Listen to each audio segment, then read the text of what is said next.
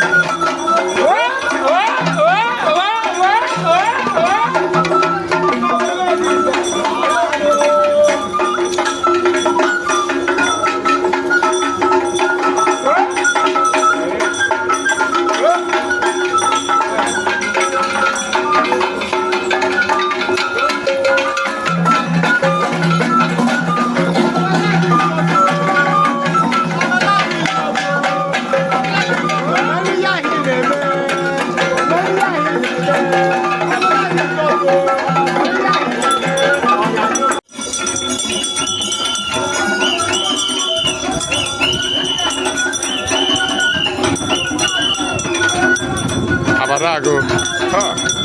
ọ bezumes ka a na-abata. Gịnị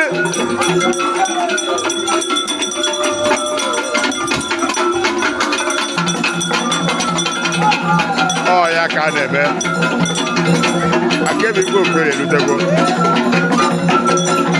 gịnị mbọsị amụrụ dike ka amụrụ ibe ya agbọ dike na mba amụkwa dike ọzọ